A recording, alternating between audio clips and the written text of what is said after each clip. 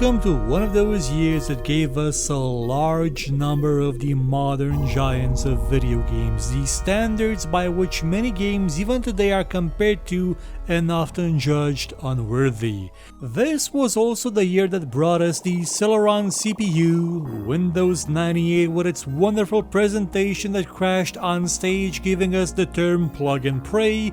We had the Furby, the first MP3 player, Google, Britney Spears' music career, the Euro currency, the MP4 format, PayPal, Bill Gates being grilled by the US government for breaking antitrust regulations with Microsoft and Internet Explorer, and then also getting a pie in the face, the International Space Station project launched, and the first Xeon CPU came out, with a variant of the Pentium 2. In less wonderful news, this was when the DMCA was established, making it illegal for DRM to be removed for any reason. It was also when a lot of people died in Afghanistan in an earthquake, and terrorist bombings all over the world, and a bunch of airstrikes made by the US in an operation that some have called a really poor attempt to take focus off a recent scandal involving the then current president and an intern. But most of all,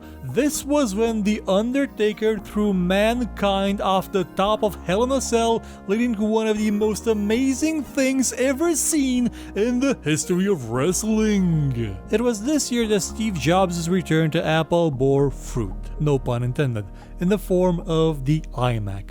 At this point in time, it is important to remember that there wasn't really that much of a good alternative for an IBM compatible PC. The Amiga had died, the existing Apple hardware was kind of meh, and well, pretty much that was it. For the end user, unless you were still rocking one of those oldish ZX Spectrum clones in Eastern Europe, you were out of luck if you wanted an alternative. But one came. The iMac was that alternative. An all-in-one system that looked towards the future, with a better OS brought over from the next computer series with USB ports instead of floppies and CD drives, with only hardware in one place with no case, everything being stuffed inside the body of the case of the monitor, which was a bit translucent and came in many colors. It was created to appeal to people that didn't like a giant box, usually gray or white or beige, in their room. Sure, it cost $1,300, which adjusted for inflation is around $1,000,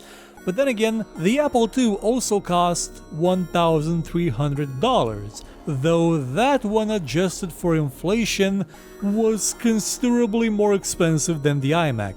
And it could run games. Not a lot of them, because, the PowerPC CPU, but it could. And what kind of games were there? Well, this was 1998, when in Eastern Europe people were finally catching on to the Terminator console craze. Some would call it a knockoff of the NES, others would call it the best console ever made. It ruled in places where people could not get current hardware, either because nobody was importing it, or because it was so prohibitively expensive that nobody who wasn't could actually afford one. But for the rest of the world, 1998 was the genesis of a new console generation, or a Dreamcast of a new console generation, if you will. Sega was the first to step into the 6th generation of video game consoles, bringing enhanced 3D over the previous generation, but most importantly, it brought the internet to consoles, with a built-in modem,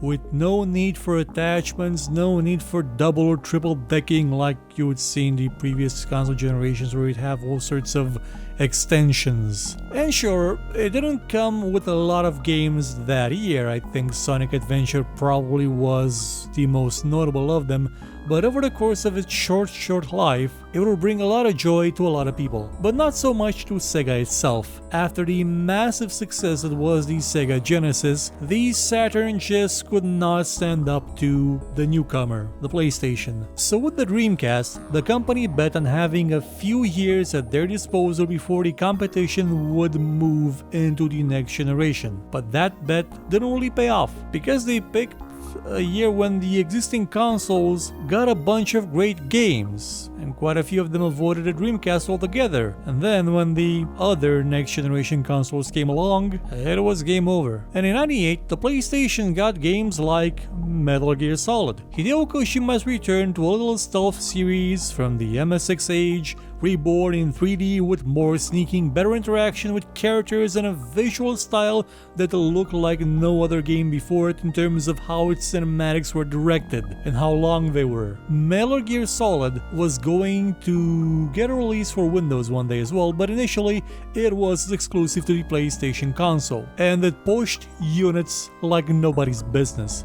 This was a game everybody wanted to play, everybody had to play, and it was far from being the only one. The PlayStation got quite a handful of classics in that year, like Resident Evil 2, Parasite Eve, and Guilty Gear. Meanwhile, on the Nintendo 64, owners of that platform got what is without a doubt one of the best reviewed games ever made. The legendary Legend of Zelda Ocarina of Time, a translation into 3D of a game series that is very much beloved in all its previous iterations apart from the Philips CDI one that brought a lot of ideas from previous years into the mainstream, like open 3D levels for non-platforming games, or the concept of target locking so that you could move around the target and attack it when using very limited control schemes, like the N64 controller. That, alongside a very well made fairy tale story, turned it into an instant success in spite of the Water Temple. To this day, people praised it as being the best game ever made.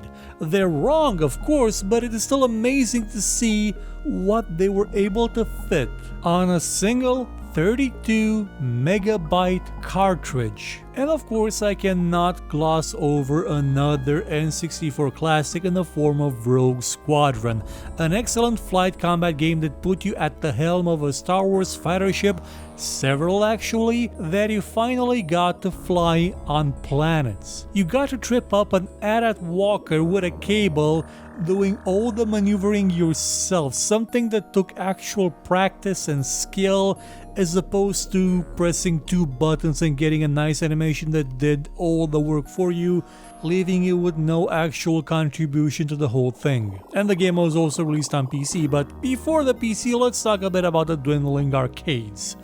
At this point in time, profits were going down the drain and consoles were at the point where they could offer the same quality, if not even better. So arcades needed to evolve, giving an experience that you couldn't really have in a bedroom or living room. And that experience was Dance Dance Revolution. This was a game that established the rhythm genre, the dancing genre, the what would one day become a Guitar Hero genre, if you will. From this point on, this genre became a mainstay of the industry, though technically you could also say that Republic Rapper did the same thing a year earlier and it started it. And sure, I know that you're gonna say that there's a mat, a physical mat you put on the floor that lets you play DDR on a PlayStation. Yes, there is. But what's the point in dancing by yourself when you can't do it socially, showing off your skills to everyone? And if you're gonna say, well, that makes no sense, the game's the same if you play it at home or if somebody watches you play it. Well, if you say that, then you've exemplified why arcades dwindled in the West, but continue to stay strong in Asia, especially in Japan, where Dance Dance Revolution isn't just popular, there are tournaments, long-running tournaments dedicated to it. And Marvel vs. Capcom finally came out this year. So, moving on to the PC. 1998 was when a genre died. Well, you could say that it was when two genres died, or at least when one of them died and the murderer of the other one was born. The genre that died was the FMV. We were at the point where 3D was outpacing the video they tried to stick on CDs in terms of quality of detail. And the things you could do with video really weren't getting any better. They were at their limit. They tried everything and, well, some of them stuck, absolutely, but you could only go anywhere from here. Not with CDs, DVDs were not still a thing to everybody, and even with DVDs, well, it still need a lot of resources to actually do something interesting, which you'll probably get at the end of the year. 98 was when we got what can be considered the last few big FMV based games like Tex Murphy Overseer and the X-Files game. The one with some of the actual actors of the TV series, and that was advertised heavily back then. And it did have success, but nothing near The Seventh Guest, the game that sort of started this whole craze, because I'm not counting Night Trap, it was kind of a failure. Full motion video would only stick around for some cinematics in games that were established to use them, like the titles produced by Westwood, sometimes just because of their goofiness. Adventure games were also starting to part ways with the FMV, creations like LucasArts' excellent Grim Fandango relying on 3D graphics and pre-rendered scenes to create one of the most beautiful games ever made, with one of the best stories ever put into a video game and a style that's so unique that I really can't say we've seen all that much since then, have we? Grim Fandango is in a league of its own. It is a true masterpiece. 1998 was also a great year for first-person video games. Unreal set a magnificent standard for large, sprawling and very detailed levels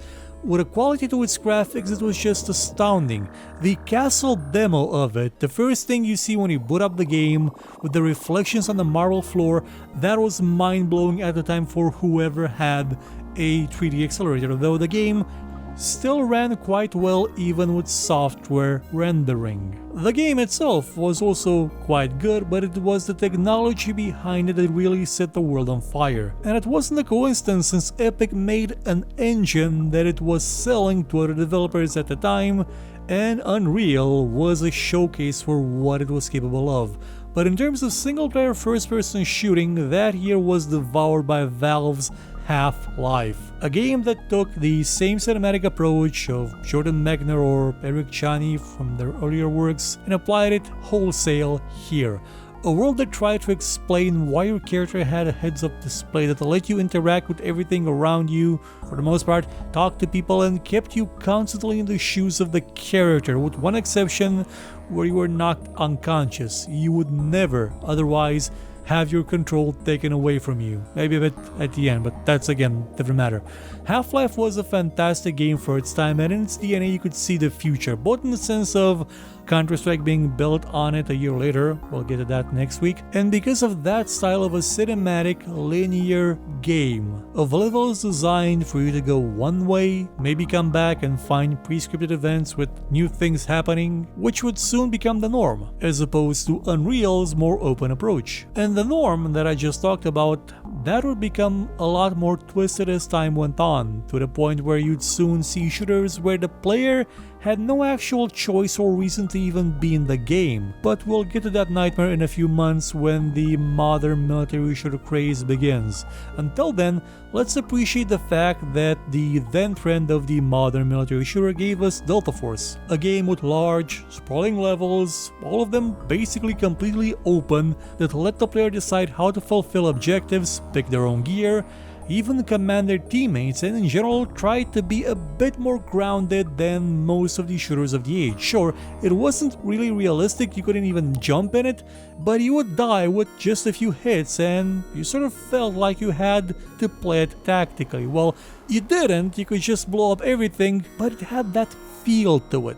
If you wanted a real first-person shooter with tactics in it, what you wanted was Rainbow Six. One of the first adaptations of Tom Clancy's works, Rainbow Six was a shooter with a large emphasis on planning, a lot of planning that required you to take into account just about every possible result for an encounter, both because it was important, also because the AI wasn't necessarily what you would call like the super duper best at improvising, meaning that things would go wrong quite often, very wrong, and they would go wrong quite quickly, your characters being perishable, and well, you couldn't bring them back now, could you? If you wanted them to stick around for the entirety of the campaign, you had to keep them alive. Bullets were deadly, coordination was required, and stealth was always recommended. Though, if you really wanted sneaking, there was one other sneaking game that came out in 1998.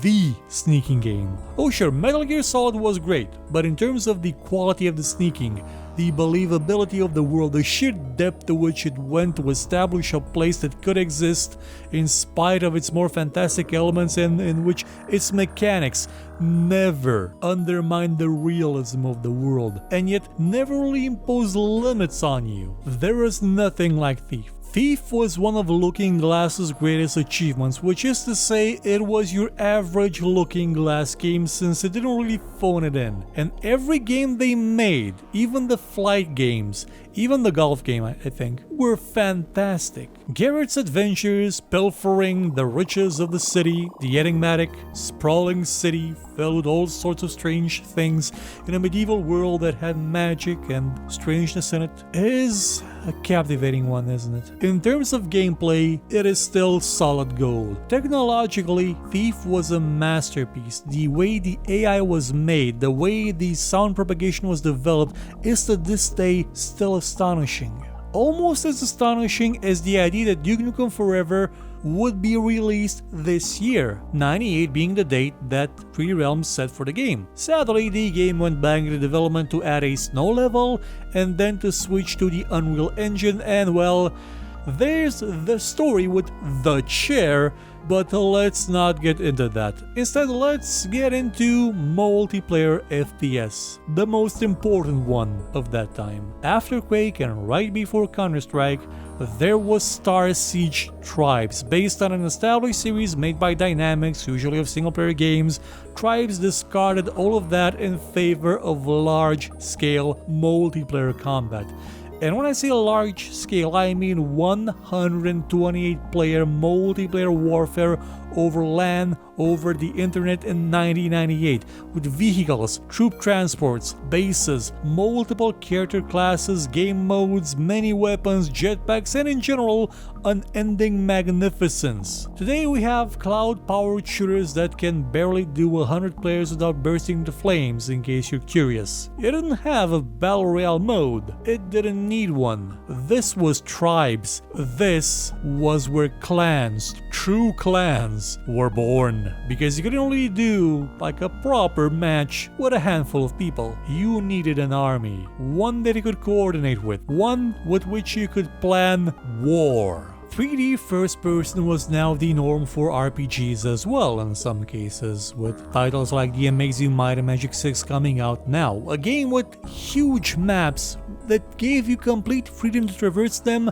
as you best could. You could run around, you could try swimming, you could walk on water if you had the right spells, you could even fly. And it had sprawling, well-made dungeons, ridiculously unbalanced design in terms of some spells, and sheer enjoyment in it. New World Computing managed to make a game that even after Daggerfall seemed like it gave you the world and let you do with it as you pleased. Go adventuring? Sure. Collect weapons? Sure.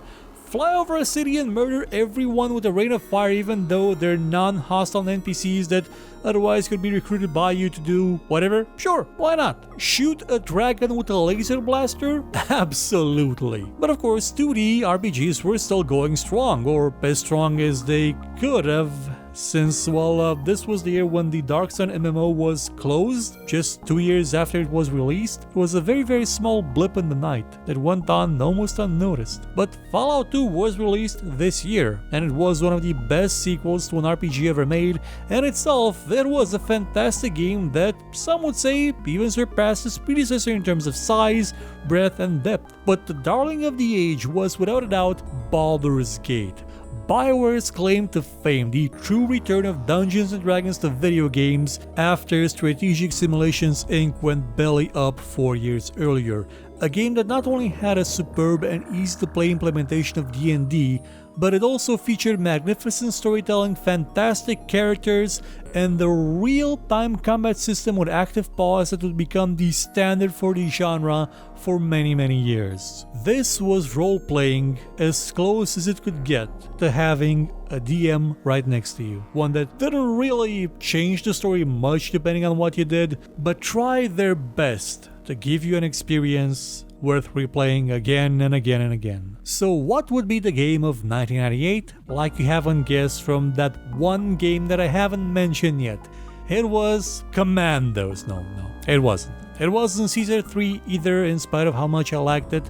and not die by the sword either, though its attempt at making a more free-form sword combat system was admirable at the time. The game of 1998 is Blizzard's Starcraft. It's an RTS for the ages, the game that effectively murdered the genre because in terms of depth, in terms of skill ceiling needed to master it, to totally and completely be the supreme god of it in multiplayer, the limit is so high that I'm not sure it has been reached yet, and some of the people that have gotten close have needed surgery because the micromanagement of the units was murdering their wrists. StarCraft was a major departure from Warcraft. It had 3 factions that were as different as possible one from another in terms of how they functioned, in terms of their style, in terms of their units.